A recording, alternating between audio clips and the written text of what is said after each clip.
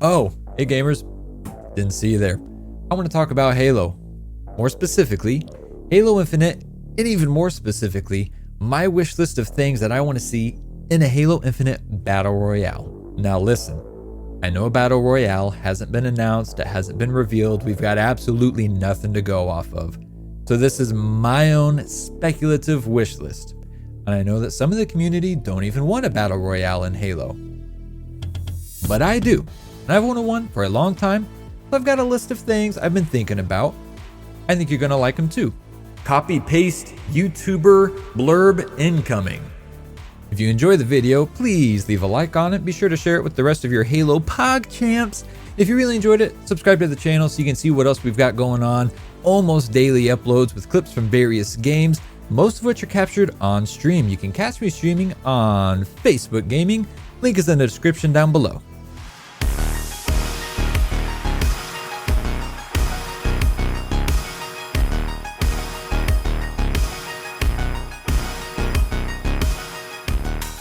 Item number 1 on my wish list is a lore-based danger zone. A common theme in battle royales is the storm or the gas. These all serve a common purpose and are usually accepted as the norm without issue. However, Halo Infinite presents itself with a unique opportunity. Because the game is based on the Halo ring, Zeta Halo to be exact, there are several opportunities to make the circle something that ties into the lore of the ring and Halo as a whole. We've seen in the games and the books that Halo rings basically are built in little mini sections, all of which can be manipulated from a control center on the ring. We've seen in Halo Wars 2 in the cutscene where Professor Anders straight up destroys an entire section of the ring to take down a massive Covenant army. We also see this in the iconic final Warthog run in Halo 3 where the sections of the ring that are under construction are falling from beneath our feet. It would be absolutely epic to see something of that scale happen right in the middle, live, during a Battle Royale game. But we need to remember that it's already been confirmed that Halo Infinite is being developed for consoles dating as far back as the original Xbox One, and something like that would likely be way too graphically intensive to be rendered real-time in the middle of a game on older consoles like that. However, another thing that we see in that iconic cutscene of Halo Wars 2 is walls of hard light that come up from the sections, blocking anyone from leaving. That's something that could be used as well. It's not as intense, it's not as cool, however, it is a definite wall that could close in and serve as an alternative to the commonly overused storm or gas. And it wouldn't be much of a graphical load on the older systems. Some other cool options would be a wave of sentinels burning through the landscape, maybe something like flood smog polluting the area, or even a couple of Covenant or Banished cruisers blasting the land. Though I reckon that last one is probably just about as graphically intensive as the ground falling out and exploding beneath our feet, but a guy can wish. And while we're talking about the terrain and the land and the zone that closes, we're gonna need vehicles, specifically combat-free vehicles. A huge aspect in most large-scale battle royales is vehicular transportation. Vehicles open up opportunities to move across the map quickly, reach unique points of interest, and they create areas that become vital to control. Competitive Warzone is a great example of the importance of vehicular control in a battle royale. Many of the top competitors consider it almost a necessity to retain control of a helicopter at some point in the game so they can navigate the map as fast as possible and overthrow campers that are holding down cheesy points of interest. We've all been there. Halo is a franchise that is absolutely rich in vehicles, so it goes without saying that vehicles will almost certainly be included in a battle royale. But I can't fathom a way in which combat vehicles can be added while still making for a balanced battle royale experience. That is, unless there's a unique power weapon system. Which leads me to the next thing on the checklist, custom loadouts and/or power weapon drops. Halo 4 introduced the world of Halo to custom loadouts, and the concept was met with a lot of enthusiasm, but not in a positive way. The backlash over Halo 4's loadout system was so extreme that for competitive events and competitive playlists, the custom loadouts were removed, and then Halo 5 ended up ditching the idea entirely. But a game like Call of Duty Warzone has proven that custom loadouts can actually work very nicely in a battle royale. Flawed as it may have been for that specific game, we can look to Halo 4's loadout system for a lot of inspiration, with a massive sandbox of precision, full auto, and secondary weapons to choose from, as well as multiple different types of grenades. There's a lot to love in the potential for a loadout system for a Halo Infinite Battle Royale. A perk system similar to the loadouts in Halo 4 or the armor mods in Warzone. No, not that Warzone. The armor mods in Halo 5's Warzone game mode adds another layer of meta to the potential of custom loadouts. And then there's the big question of power weapons. In games like Fortnite, Apex Legends, and Warzone, there are rocket launchers and snipers that you can find in loot crates and on the ground across the map. And in Warzone, you can even include those in your custom loadout. But power weapons in Halo have always worked differently.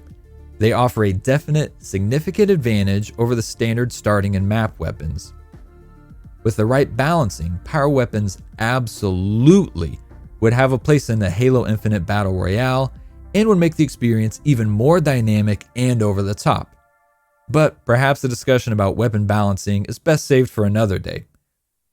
Let me know if you want a full video on that. Moving on with the wish list, I would love to see a unique shield system. With an entire section of the lore dedicated to overshields and how they work, it's easy to detect what kind of shields would be used for Halo Infinite's Battle Royale. But simply walking over a green hologram or aggressively slamming a chip into your chest would be too straightforward compared to modern Battle Royale shield mechanics. In Warzone and Fortnite, you get much more armor simply by applying more armor. Whether that's tucking more armor plates into your chest plate or chugging jugs, the concept is straightforward, but still establishes a mechanic around the risk of having too little armor. Apex Legends has a unique tier system to its armor mechanic, which I think would be perfect for Halo Infinite. In Halo 5's Warzone mode, we were introduced to tiers of power-ups: speed boost, damage boost, overshield. They all had various tiers that you could use, increasing in viability as you went up. That's similar to the shield mechanics in Apex Legends, but Apex goes a step further by color coding the various levels of shields. That applies to their knockdown shields as well. I love this mechanic because you can always tell exactly what you're going up against in a fight, and it takes out some of the RNG of a battle royale. And I think we can all agree that when RNG is deciding too much of who wins an encounter, it takes away from a lot of the satisfaction of winning an engagement by simply being the better player. In traditional Halo games, you can see the overshield flicker when shooting someone. By applying a color to the shields as they flicker, you can tell if you're out of your league in any given engagement. If you have a basic overshield but the person you're shooting at is flickering purple or gold, then you can determine that you're at a huge shield disadvantage and either retreat or change your combat plan. I think that would be a really cool way to give every engagement an added level of balancing and strategy. Not to mention, it's just cool to see colors flicker around off people.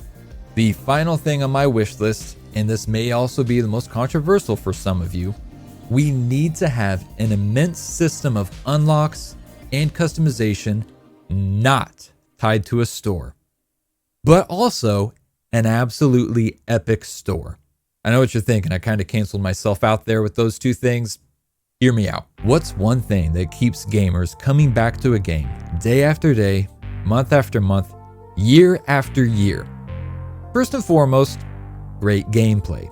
Halo as a franchise has an incredible history of great map design, super solid mechanics, and just overall fantastic gameplay. I'm not particularly concerned about this aspect. However, an area where Halo has been less consistent is in unlocks and customization. From Halo 3's straightforward series of unlocks through challenges and leveling up, to Halo Reach and its earned in-game credit system, to Halo 4's system where half of the new unlocks were just the same armor with some new stripes painted on them, to Halo 5's system where there was a legitimately overwhelming offering of armor, out of which significantly more than half of the selection just had spots and stripes painted over them, and everything was locked behind a horrible loot system that made it significantly more difficult to earn in-game, as opposed to just burning through a ton of money. But The huge selection of custom assassinations, one of my favorite additions to any Halo game ever, as well as an equally impressive selection of Spartan stances, another incredible addition that was unfortunately never appropriately spotlighted due to a user interface that virtually never encouraged you to look at another player's profile, showed signs of a lot of promise for a vast system of unlocks in a Halo game. More recently, in the Master Chief Collection, we've been treated to a series of seasons, all of which have various tiers of unlocks that you can earn simply by playing enough of the game. Combined with the ability to go back and unlock items from previous seasons that you may have missed, I genuinely think the unlock system in the Master Chief Collection is one of the best executed, season-based unlock systems of any game out right now. The only pitfall is due to the nature of playing games that are at least nearly 10 years old. Most of the unlocks are reskins of existing content. A huge exception is the addition of a ton of new armor to Halo 3, which really is amazing to see. 343 has even added in a rotating shop where limited time items are available to purchase, which adds a sense of excitement and urgency when trying to get enough points to get something you really want. Did I mention that all of this is completely free? There's no battle pass to purchase, no loot boxes, nothing at all that you have to spend a dime on aside from the game itself. And that leads me to one last brief bonus item I want to discuss. And if you didn't like my take on earnable cosmetics in a store, you're gonna really hate this. The Halo Infinite Battle Royale needs to be free to play. Some people, particularly us longtime Halo fans, cringe when we hear the term free to play. But there's a proven reality to the massive draw that a free to play game has. Every major Battle Royale experience is free to play. Even something like Warzone, which is tied to traditional Call of Duty games, is a free to play game mode. Now I know I just spent a bit of time raving about the Master Chief Collection's purchase-free, unlockable content system, but would I be willing to trade that in for a free-to-play experience that lets a Halo Infinite Battle Royale have the population and lifespan of something like Fortnite compared to the current population of Halo 5 or the Master Chief Collection? In a heartbeat. As a Halo fan, I want to see Halo Infinite and hopefully a Halo Battle Royale absolutely thrive. Warzone has a great system of free to unlock weapon skins that are absolutely killer and oftentimes better looking than what you get from purchased bundles, as well as operators and operators skins that can be unlocked through in-game challenges without spending any money. And then you always have the alternative and the option to spend money if there's something more specific or different that you would like to add to your arsenal. I think if Halo can strike a nice balance between purchasable and freely unlockable content, then the highly anticipated Battle Royale will be a game for the record books. And that's my wish list for the Halo Battle Royale.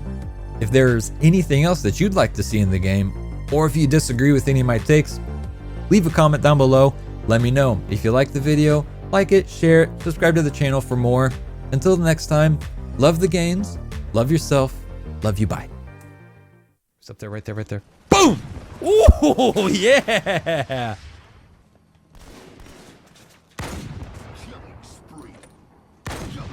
Oh! I want him dead! Watch him going up right to the left, right to the left. Yep. You got tunnel vision.